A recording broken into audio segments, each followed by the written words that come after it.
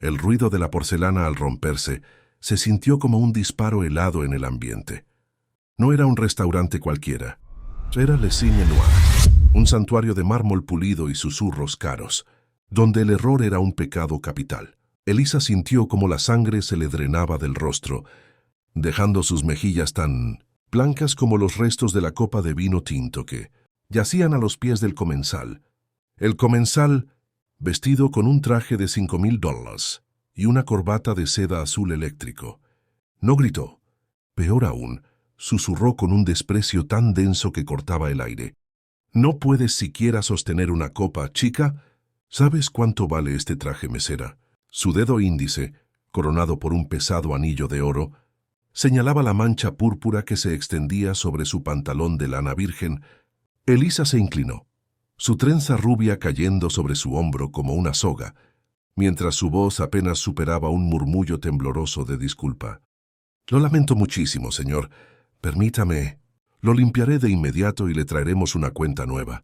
Pero antes de que pudiera tomar el paño de lino, una sombra se cernió sobre ellos.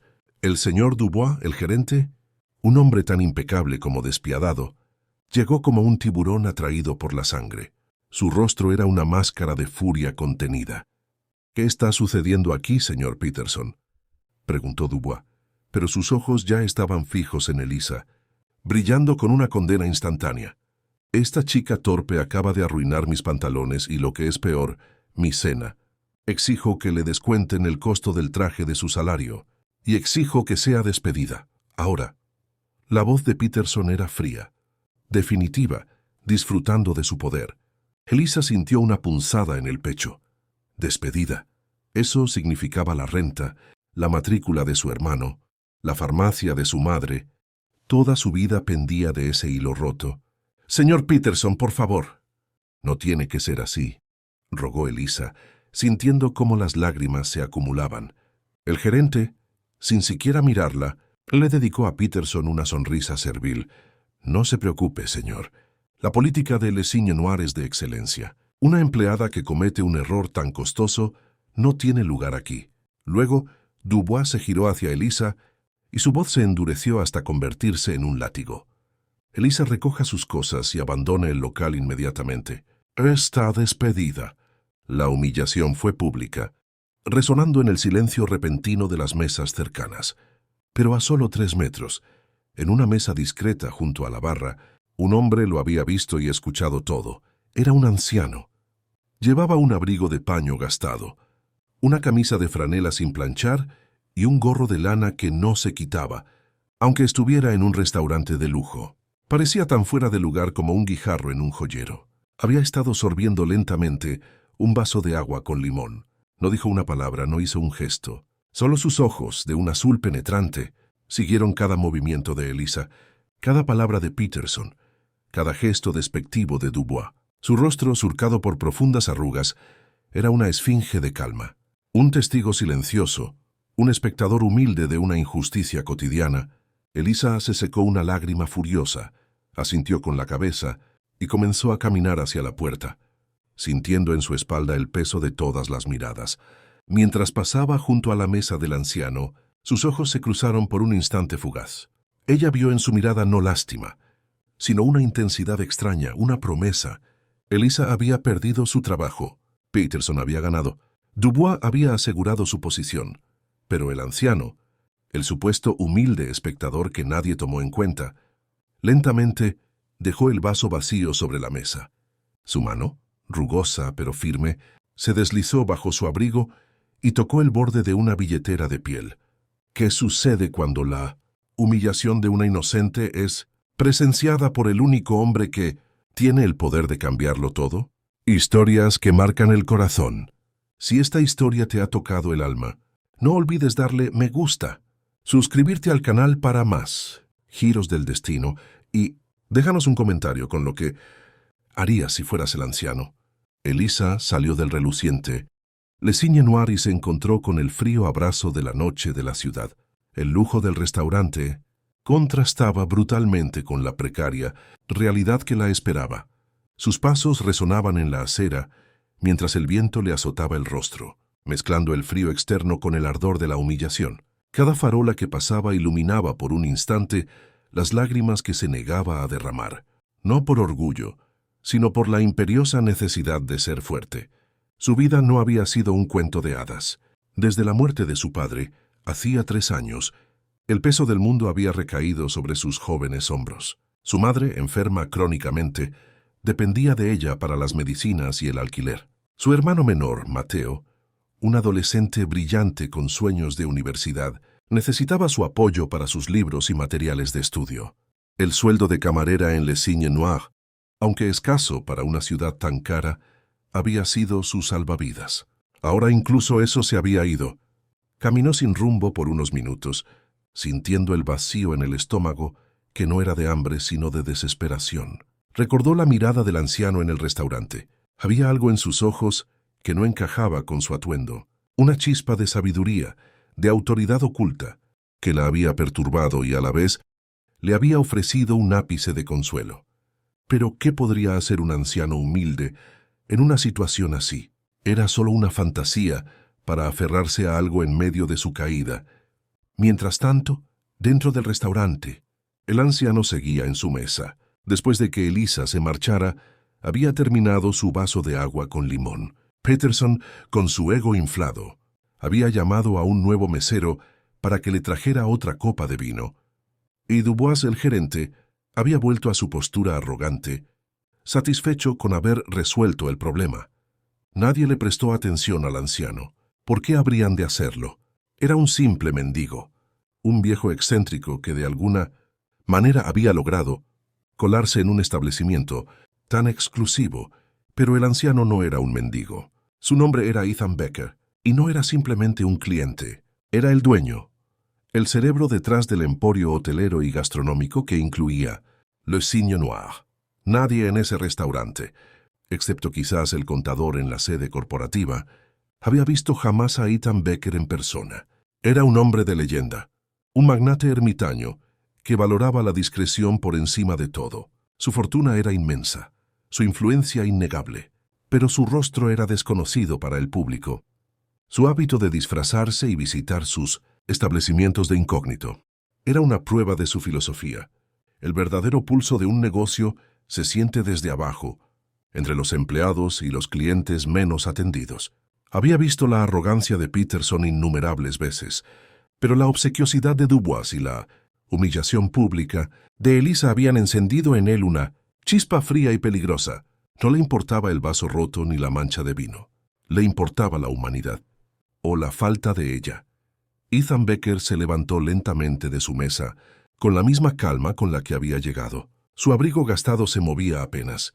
Caminó hacia la salida, pasando por delante de la mesa de Peterson, que estaba riendo ruidosamente con un colega sobre el incidente, Dubois, ocupado dando instrucciones a un nuevo mesero. Ni siquiera lo notó.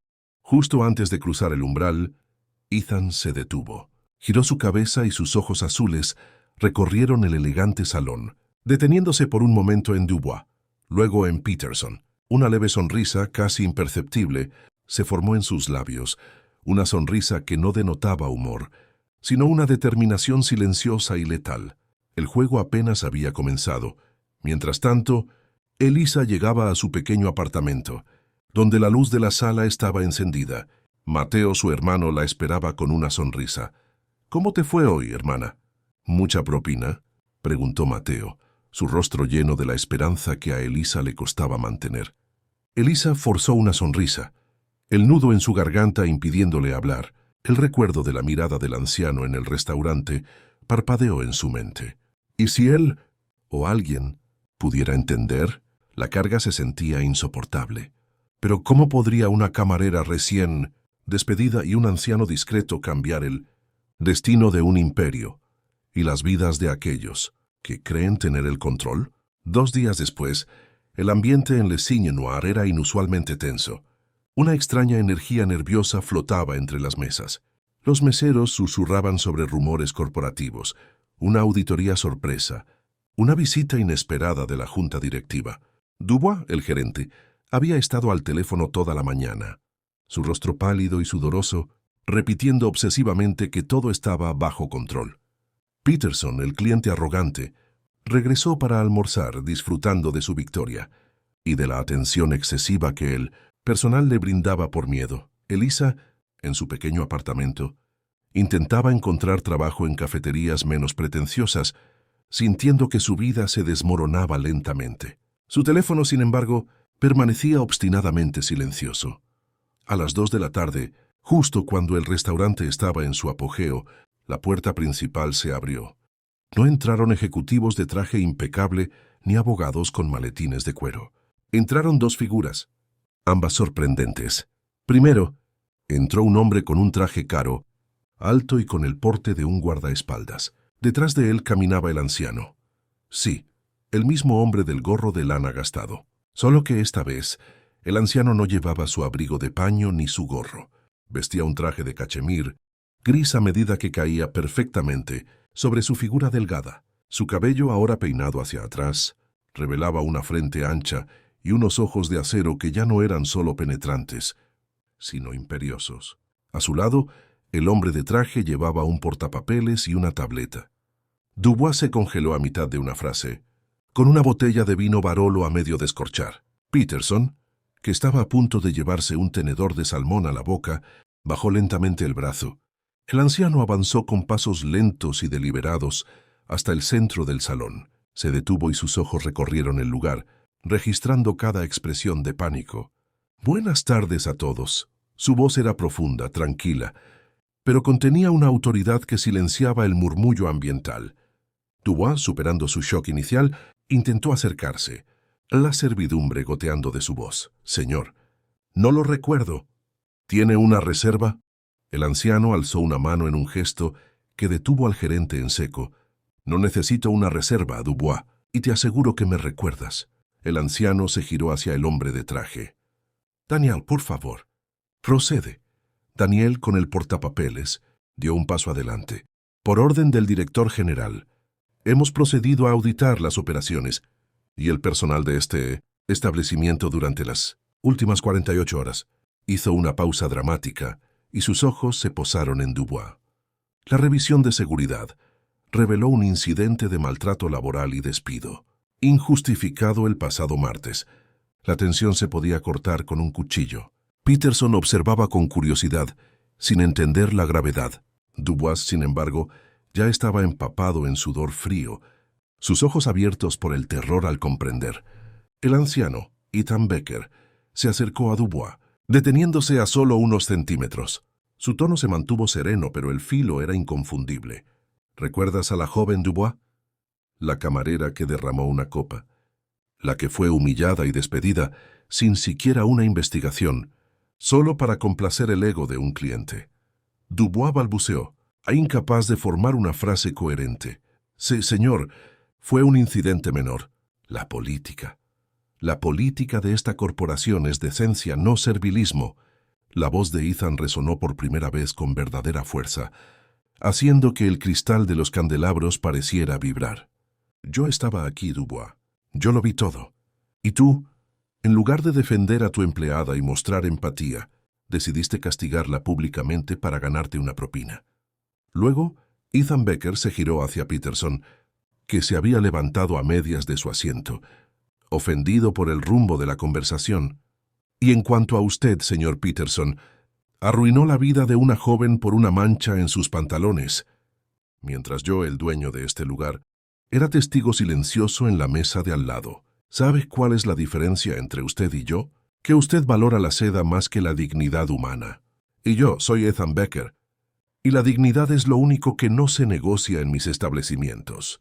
La revelación cayó como un trueno. Ethan Becker, el dueño, el ermitaño, el hombre más poderoso del negocio de la restauración, el anciano humilde.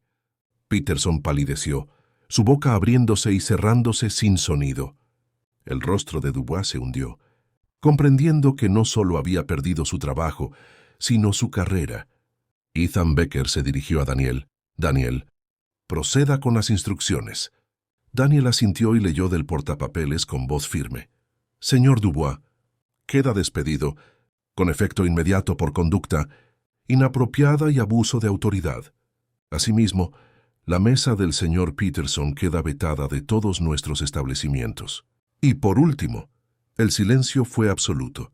La señorita Elisa Reyes queda reincorporada con el doble de su salario, compensación completa por los días perdidos y una promoción a supervisora de servicio al cliente, efectiva inmediatamente. Ethan Becker miró a la multitud, y sus palabras finales fueron una sentencia. En este restaurante, el respeto es el primer ingrediente. Y a veces, para ver el verdadero corazón de un negocio, uno debe vestirse de nadie. La redención estaba en marcha, pero la justicia aún no había terminado de servirse. Horas más tarde, Elisa estaba de pie en un elegante despacho corporativo, incapaz de asimilar la velocidad con la que su vida había girado. Frente a ella, Ethan Becker, ya sin su disfraz, le sonreía amablemente. Señorita Reyes, no le pido que olvide la humillación, pero sí que recuerde la lección. Ethan se reclinó en su silla de cuero, sus ojos azules fijos en ella. El verdadero valor no está en el dinero que se tiene, sino en el trato que se da a quien no tiene nada que ofrecerte a cambio. Elisa, con el nuevo contrato en sus manos, sintió que las lágrimas que había contenido finalmente podían fluir, pero eran lágrimas de alivio y gratitud. Señor Becker, el anciano de la mesa.